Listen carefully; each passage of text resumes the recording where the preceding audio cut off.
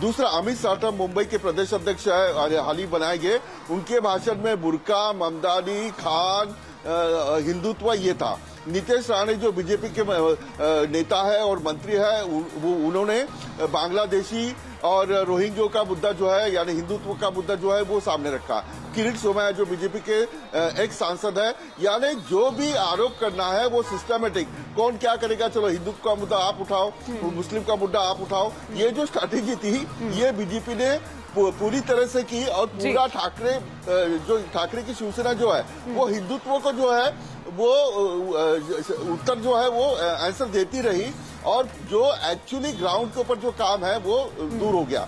यानी मराठी अस्मिता के बाद दो ठाकरे बंधुओं ने की, लेकिन राज ठाकरे और उद्धव ठाकरे की और 10 सभा अगर हो जाती तो और मजा आ जाता और अच्छी तरीके से ये सारी चीजें हो जाती। एक फिलहाल बहुत छोटा सा सवाल, क्योंकि मैं जानती हूँ कि आपको का प्रेजेंटेशन जी मराठी मानुष को भाया होगा नहीं, पर अगर यहाँ पर ये मतलब ये साथ आए जो बंधु ठाकरे ब्रदर्स जो यहाँ पर साथ में आए, अगर नहीं यहाँ पर वो कमाल उस तरह से कर दिखा पाते हैं जो कि एग्जिट पोल बता रहे हैं, तो फिर बस ये एक इवेंट तक ही हम माने कि ये सीमित गया था और यहां से दोनों की राहें फिर जुदा हो जाएगी कि ये साथ आगे भी चलेगा?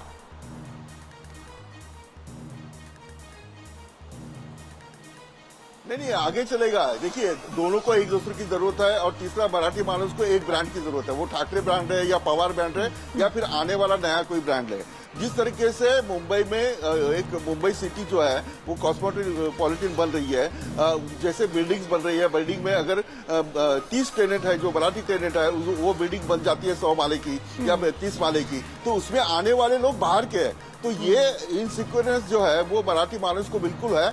वो फिर भले इस चुनाव में ठाकरे हार जाए, लेकिन आने वाले दिन उनके लिए अच्छे होंगे, क्योंकि मराठी की आवाज बोलने वाला कोई नहीं है। बीजेपी मराठी की आवाज नहीं बोल पाती। पहले तो कहा था हिंदुत्व जो है वो मेयर बनेगा, और विलास दोनों के पास कोई विकल्प नहीं है ना, विकल्प भी तो नहीं है। अगर जीत हार जाते हैं तो दोनों के पास कोई विकल्प नहीं है। और दूसरी बात ये कि उन्हें पता है कि दूसरी किसी भी आइडियोलॉजी के साथ जाने पर जो नुकसान हुआ वो अब वो आगे नहीं करेंगे। लेकिन एनके सिंह सर, मैं आपसे ये समझना चाह रही थी कि जब मुझे याद है कि बिहार चुनाव के दौरान तेजस्वी यादव से पूछा गया कि आपको और कौन सी पार्टी है जो बहुत पसंद है, तो तेजस्वी यादव ने कहा कि बीजेपी मुझे इसलिए पसंद है कि उसकी स्ट्रैटेजी का कोई जवाब नहीं, जो टीम उसके पास है, जो कोर टीम उसके पास है।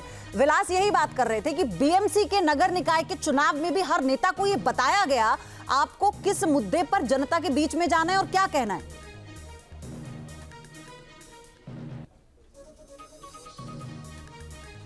बहुत अच्छा पयोधी और हिमानी, आप लोग एक चीज देखिए, बड़ा अच्छा लगा मुझे आप लोगों के सवाल से कि ये बिल्कुल सही है कि भाई अगर लोकल बॉडीज, सिविक बॉडीज का मुद्दा है तो उसमें ये ममदानी किधर से आ गया, उसमें ये इशू कहां से आ गया कि कोई मुसलमान बन जाएगा।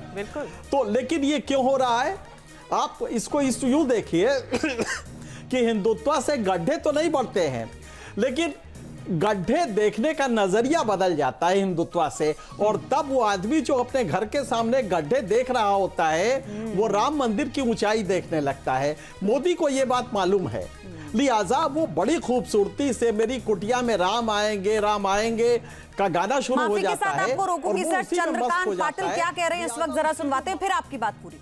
चुनावी काम, बाकी लोगों का चुनाव डिक्लेयर होने के बाद ही काम शुरू होता है। तो ये हमारी विशेषता रही, इस संगठन को हमने बहुत महत्व दिया है, इसलिए हमको कॉन्फिडेंस है। दादा, लोकसभा में जो सेटबैक था उसके बाद में जो कमबैक किया है बीजेपी ने, महाराष्ट्र में एक विधानसभा चुनाव हुए, फिर अभी हाल ही में जो उसमें जो एक्सेप्टेंस है बीजेपी की वो कहीं ना कहीं बढ़ती नजर आ रही है। आपको उसकी क्या वजह आपको लगती है? केंद्रीय की नेतृत्व है, स्टेट नेतृत्व है, उसमें आपको कैसे देखते हैं आप? 14 से माननीय मोदी जी पंतप्रधान बने, माननीय देवेंद्र जी महाराष्ट्र मुख्यमंत्री बने, तब से हमने पीछे कभी मुड़कर देखा ही नहीं। अपवाद है 24 की लोकसभा में, जिसमें फेक नैरेटिव क्रिएट किया गया, बाद में लोगों को भी ध्यान में आया कि फेक है, तो विधानसभा में करेक्शन। तो जो आप चंद्रकांत पाटिल को यहां पर सुन रहे थे, लेकिन इस वक्त बीएमसी में बीजेपी 36 पर आगे चल रही है। शिवसेना की अगर बात करें तो 15 सीट पर, और ठाकरे बंधु की बात करें तो 30 सीटों पर वो इस वक्त आगे चल रही है। आपके मोबाइल पर तुरंत आएगी ब्रेकिंग न्यूज, स्क्रीन पर सबसे पहले दिखेगी बड़ी खबर, देश दुनिया की हर खबर एक जगह। अब आपके मोबाइल पर तुरंत फटाफट इंस्टॉल कीजिए न्यूज नेशन ऐप और रखिए खुद को अपडेट।